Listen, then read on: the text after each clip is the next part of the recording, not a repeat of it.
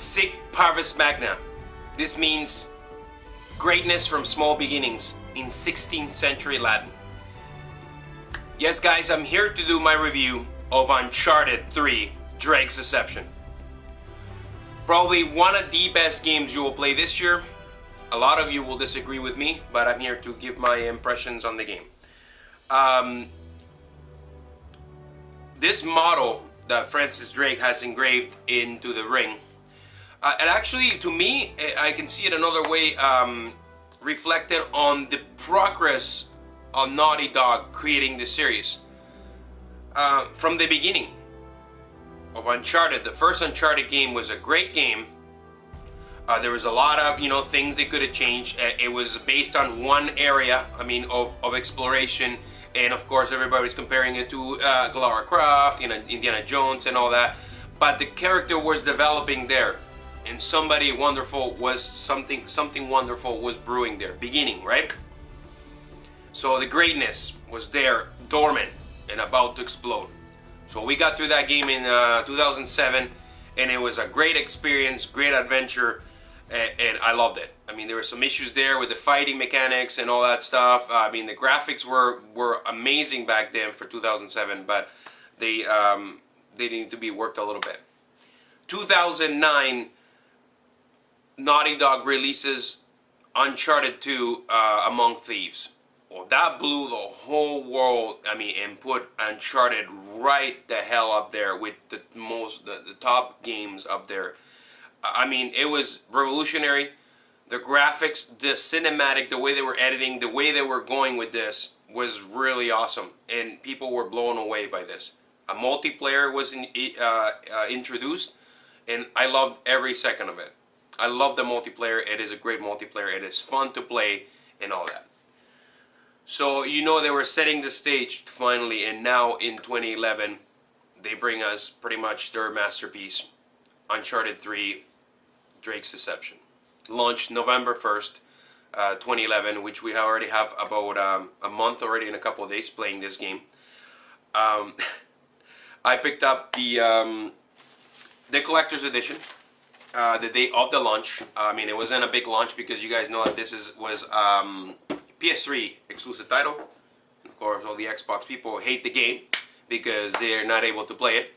Well, I recommend you truly pick up a PS3 for this game, and for just to, like I said before, be a fanboy of video gaming. Don't be a fanboy of one single console. Okay, if you like video gaming, and if you say this game is crap because you can't play it, well, you're completely oblivious. You're completely narrow-minded. A single console. And let me tell you guys, we'll start here with the review of this game. The story of this game is so immersing right away with the beginning of the bar scene. Okay, the bar scene at the beginning of this game, just a cut scene going towards this area, and you think like, okay, when are you gonna get to play, right? So you get to play, and all of a sudden you're in this bar scene, kicking ass, trying to, you're trying to get scammed because of course everybody is after this. The famous Nathan Drake, what's his name? Francis Drake, the ring. All right, this is the ring that Nathan has through the whole entire series, and you don't know what's going on with that, but it's all revealed now in this game. And this is this is the prop that comes with the collector's edition. There's a very nice addition to it. So everybody's after this ring. The ring is the key to unlocking the biggest secret of his treasure and stuff like that. So it starts with this scene at the bar, and man, I'm telling you, when you start fighting this, everybody's like, oh, it's only about triangle and square and whatever, and hitting those at the right time.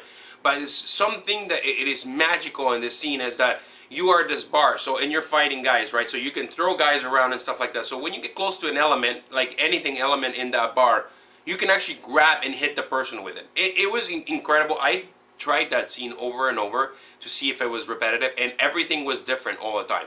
Like I was grabbing like bar stools and hitting people in the face. It was so great. Like, what an introduction to a game.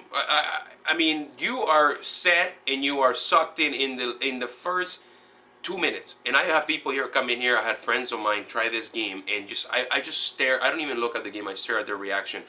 and they were completely blown away, man. They were completely blown away. This is a showcase game to show people where gaming is at in a cinematic experience. Okay, so the graphics in the game are amazing. Well, continue. We'll get that in a bit. But the storyline of the game, I mean, the key, the ring is the key, and you're going to unlock the treasure, and you go around the world figuring out this treasure, and I mean, you're going to discover Francis Drake's secret, right, with the ring. So of course there's bad guys after it and all that. The main bad guy here, I got my little notes here. Catherine Marlowe is the villainess here, and of course Talbot is her psychic helper there. This lady plays such an amazing role in this. I mean, being a villainess, she's so like, wow, man, believable. And the motion capturing on this game is breathtaking. I mean, the technical achievement on the graphics, the motion capturing and everything, it is spectacular. So she's so immersing as a villainess. Talbot is just the conniving, sidekick, and he's all over the place, and he's always scheming, hiding in the darkness, and all that stuff. It is awesome. But of course, the main attraction of this game is Nathan Drake. I mean, he's witty remarks. He's funny. I mean, he's trained in combat. I mean, it makes it such an enjoyable experience. And even while you're playing, while you have him in control, he's always saying stuff around. He's talking to people, interacting with everybody around there. I mean, it is spectacular. It's a fantastic experience. Even from the technical achievement, like, when you walk around the market and stuff like that, if you get close to stuff, he starts touching things, grabbing things, and you keep going, and it's seamless, man. It is spectacular. One of the parts, and I'm talking about the detail, the involvement in a game, the detail they put on games nowadays, is things that they have to be, you have to look at. People just oversee, like, they're playing, they're like, okay, I just want to beat this game, I want to beat this game, and it's done, I put it away, and you don't even appreciate anything else in the game. The smallest detail in this game is spectacular. I was so blown away. You guys know, if you don't know, I was born in Colombia in South America. So of course the scene when Drake is very young, and it takes you to the streets of Cartagena, Colombia in 1980 something, could be 1970, I can't remember the date. The attention to detail. The streets of I live near Cartagena, and I've been to Cartagena all the time. It's a very tourist place, in Colombia. And those little narrow streets, this is all like colonial style, because Cartagena is surrounded by a fortification of like a fort, and it's got cannons, looking the water, where the conquistadors and all that was coming through, and stuff like that. There's a lot of galleons down there, sunken ships with treasure for sure. But there was a lot of conquistadors coming into, and there was big wars going on there. So it's a very colonial looking streets and very narrow. This was all there, man. And then you could hear the people when he's walking through the market. You can hear the people talk, and usually they use people like they get, okay, if a Spanish person is in a movie or something like that, let's get a couple of Mexican people, which I have no problem with Mexican people. It's just they right away they relate Spanish people with Mexican people. So and then of course I can tell how the dialect in Mexican. So, but when you're walking through the streets, I could hear the people talking in this Colombian like dialect. It was incredible, man.